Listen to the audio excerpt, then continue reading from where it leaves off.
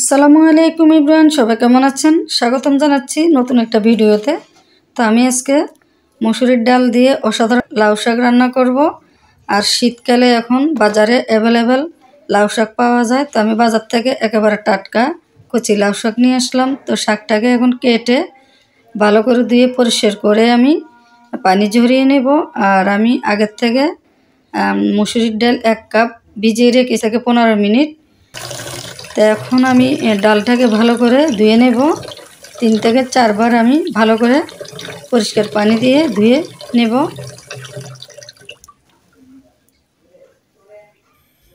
তো এখন আমি চুলা বসিয়ে দিয়েছি পর্যাপ্ত পরিমাণ পানি দিয়ে। আর ডালটা এখন বলক আসছে। তো ডালের উপরে যে ফেনাটা আছে এটা আমি চামচ দিয়ে তুলে ফেলে দেব। আর ডালের উপরে ফেনাটা থাকলে খেতে তেমন একটা ভালো লাগবে না। আর বিশেষ করে ডাল দিয়ে লাউ শাক রান্না করে খেতে খুবই মজা, আমি খুব পছন্দ করি।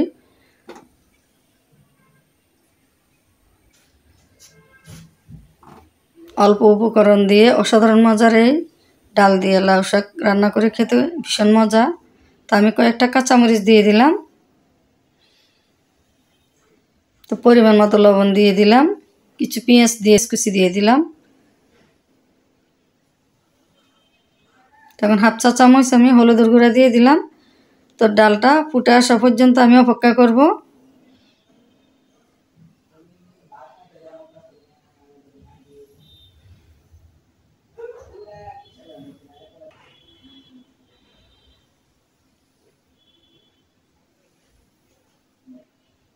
তো ডালটাকে বেশি একটা ফুটাবো না আমি।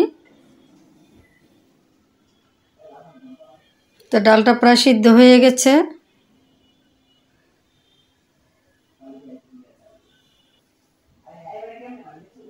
তো এখন কেটে রাখা লাউ শাকটা আমি দিয়ে দিলাম।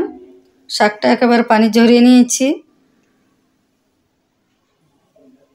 তো এখন নেড়ে চেড়ে ডালের সাথে শাকটা একেবারে মিশিয়ে নেব।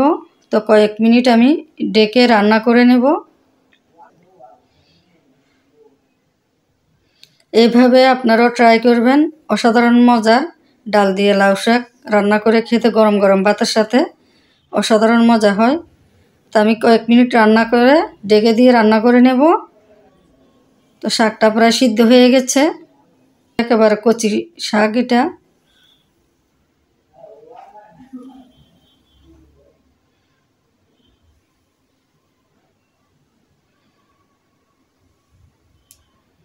তো হয়ে গেছে, সিদ্ধ হয়ে গেছে। এখন আমি এক প্যানে তেল দিয়ে দিলাম পরিমাণ মতো, রসুন কুচি দিয়ে দিলাম, পরিমাণটা বেশি দিয়েছি। আর পেঁয়াজ কুচি দিয়ে দিলাম। পেঁয়াজ আর কুচি আর রসুন কুচিটা আমি ব্রাউন কালার করে ভেজে নেব।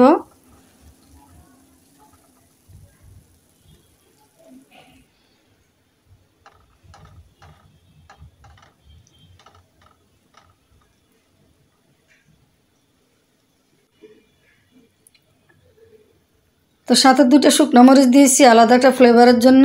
তো পেঁয়াজ কুচি আর রসুন কুচিটা ব্রাউন কালার হয়ে গেছে। তো এখন আমি বাগার দিয়ে দেব। বাগার দিয়ে দিলাম। এরপরে বলক আসা পর্যন্ত অপেক্ষা করব। তো আমার ভিডিওটা যদি ভালো লাগে অবশ্যই আমার ফেসবুক পেজটি ফলো করে সাথে থাকবেন।